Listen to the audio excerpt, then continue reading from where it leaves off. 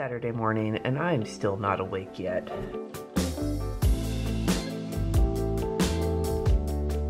Hey everybody, today is Saturday, February 9th. It is day 9 of Plan As You Go, where I show you how I use my bullet journal, my Erin Condren horizontal, and my power sheets in tandem for an entire month. Oh man, dude. Today's the Saturday I've been talking about where my kids have like hella places to be and I have hella places to be and I'm already exhausted and I'm barely even beginning. My husband thankfully drove them this morning, both of them to their different things. The first thing I want to do is update my power sheets. That's what I've been doing with the stuff I did yesterday. Didn't really update very much yesterday because I didn't really get a lot of this done yesterday, but we did do no electronics time at dinner and I got power sheets in and I walked. That's about all I got done today, and I don't think I'm actually going to get to any of this today except for this family plan time needs to happen today. Of everything on the power sheet, I'm not sure if I'm going to get much of any of this done, but if we can get the family plan time in this evening, that'll be helpful. I'm going to set this to the side. Now yesterday some of you guys were commenting on how this Saturday black sticker is throwing you off, because it's one of the date covers and it's black compared to all of the rest of them, which I totally get that. So I'm gonna highlight that with a special sticker to honor all of you being like, oh, what the hell? There's a side-eye sticker to honor the fact that that black sticker is really out there. I did not check my blood pressure last night. We had a bit of another family crisis. I wound up having to meet with my ex-husband for a little while. I'm gonna check it today as soon as I'm done with this video. So looking at this and today's nuts, I wanna put the family plan time on here because that's the other thing we wanna get done.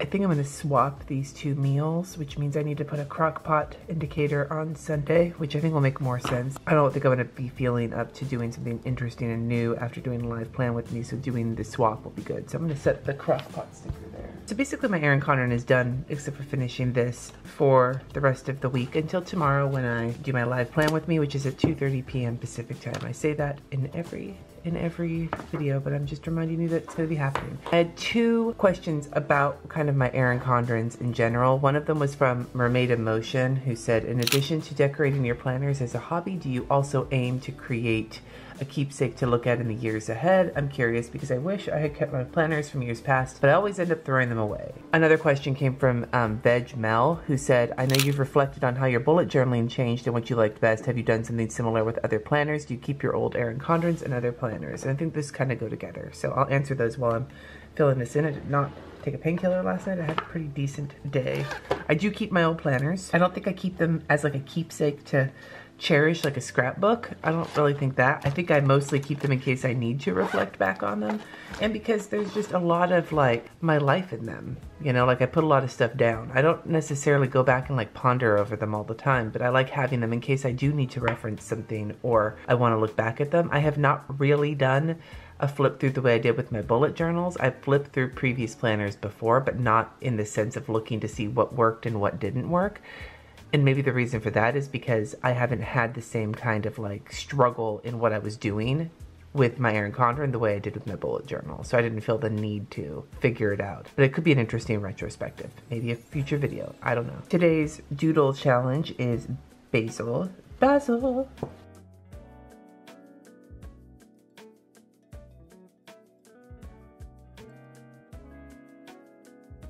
Tammy Banks asked about Katie and the academic planner. Katie has struggled using it. Like, he likes the planner, but there isn't enough time or room on the desk to get the big planner out in class to write homework down at the end of the class when everything is happening. So we're working on a new system to help Katie be able to get homework down and then use the planner to plan the week out and stay on top of deadlines. So it's a work in progress. Today's lettering challenge is Kiss You All Over. Athena asked, how do you feel about the remakes or reboots that have come out of like Charmed, Roswell, and whatever else has come out lately? I really haven't been paying attention. I'm not really interested in watching reboots of something. I mean, maybe if they reboot Buffy, I might decide to watch it, but generally speaking, this could sound so like, I'm too good for it. It's not the case. It's just, there's a lot of stuff that we have kind of lined up that we need to watch. We're behind on that, so there's not a lot of room to add reboots of shows I've already seen. So we're already bad, like really bad at keeping up with anything new. So I don't really have an opinion. It's not that I care one way or the other. I just don't really in general. I will say with movie reboots though, depends on the movie. I'm actually very excited about the Pet Sematary remake that's coming out. I'm not going to spoil it, but if you go and look, there's been some spoilers that have come out because of a trailer that highlight a very big change from the narrative of the book. When I read the reasoning from the directors behind why they made that change, I was like, I actually am here for this, and Stephen King himself said he was here for it. Pet Sematary was the first Stephen King book I ever read. Stephen King is one of my favorite authors. It scared me so bad I hid it under my bed. I like the original movie, and I think that this new movie could stand a chance to be really interesting as a different interpretation, and really scary.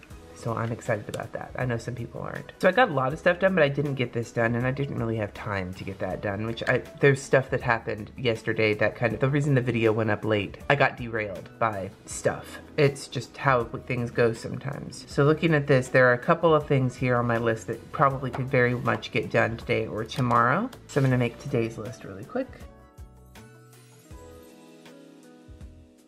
I have 2 questions left to answer today, both of which have to do kind of with a similar subject. One of them is about how to film a plan with me in terms of like the mechanics of it, how I film videos, and then the other one is kind of how do I actually concentrate while filming and planning at the same time.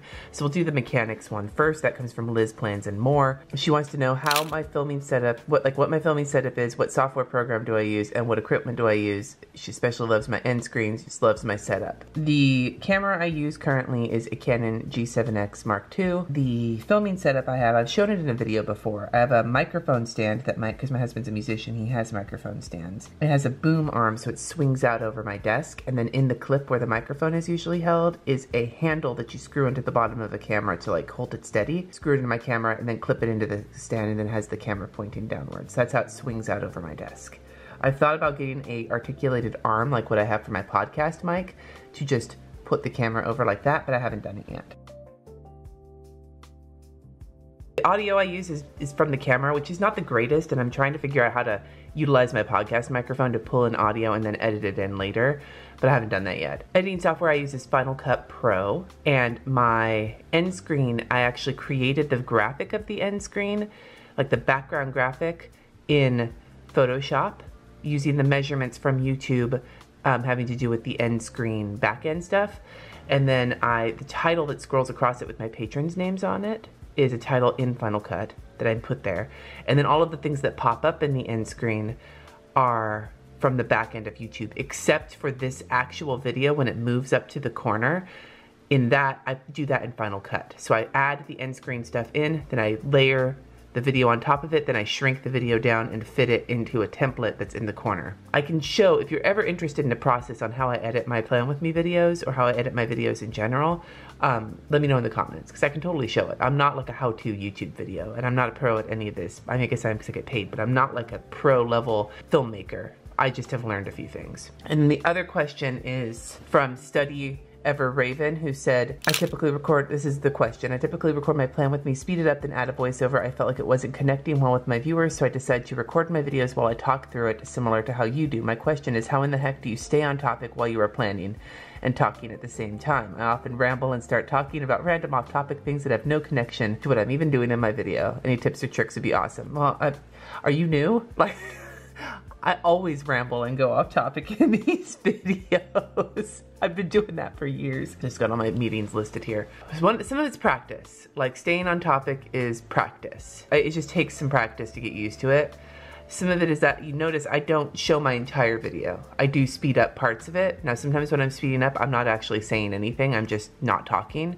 Other times when I'm speeding up, I might speed up through or just cut out a section where I was rambling about something and I just felt like it kind of fucked with the flow of the video. But I do often leave my rambles in because I feel like it comes off like a conversation. The hardest thing for me, and you can see it here as I'm trying to work on this, is concentrating on what I'm doing while I'm talking. Often when I'm just doing a regular Plan With Me, if I'm in the middle of writing something, I will just not talk and speed through it and just talk after and explain what I did because it's easier for me to focus.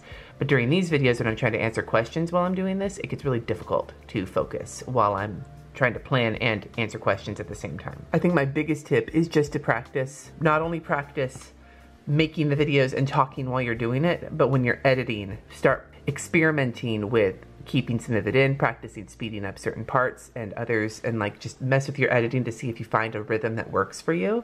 Because once you find an editing rhythm that works for you as you practice filming, you'll start naturally like knowing when you're gonna stop. This is a part where I know I'm gonna stop talking and I'm gonna speed it up. So I should stop talking here. Like you'll know that in your head. You get to a point where you're practiced enough where you are good at starting and stopping, like stopping and starting again, or knowing when to stop, whatever the case may be. It happens, but only with practice. Part of the reason I feel more comfortable doing this is because I've made 700 videos, so I've gotten practice. This is the biggest tip. If there are things you don't want to be talking about, or if there are things you do want to be talking about, get yourself a Post-it note or something and put it out of frame, but in front of you so you can see it as you're working, that in big letters that reminds you of whatever it is. Like if you don't want to say or if you don't want to ramble about something, put it on this Post-it in big letters in front of you, so every time you glance at it, it's reminding you don't do this. Or if it's something you do want to be doing, it'll remind you to do it. I can make more videos about this if you want to. It's hard to kind of explain it, but ultimately my biggest tip for you is just to keep making videos, because you will get better as you do it. It's the only way. Nobody's ever great when they start. They just get better as they keep doing it. Speaking of all of that, I'm going to stop talking and finish filling this out. Here's my list for today. I think I have planned out my day as much as I can actually fit into today. So we'll see how it is. So I hope you join me tomorrow for the live Plan With Me, 2:30 p.m. Pacific time. If you are not here for that, the replay will be available after. I think I'm gonna save the assumptions for a different video, because I feel like trying to do too many things at once is gonna just make the video really long and disjointed. If I'm trying to focus on stamping, which is something I don't do well, then trying to focus on assumptions is gonna be hard as well. So I might do it during one of these Plan As You Go videos, but not during the live one, I don't think. Although I may do something like that later where I'm not trying to do something heinous, I don't know. Anyway, so my question for you of the day comes from Athena's question. The whole situation with reboots, remakes, movies, TV shows, whatever the case may be, what are your thoughts on them? Are there reboots or remakes that you really liked? Are there some that you think are unnecessary? Are there some that are coming up that you're looking forward to? Are there some where you're just like, fuck no? Let's talk about it in the comments below. Thank you so much for watching. Subscribe if you haven't already, and I will see you in tomorrow's Plan As You Go video.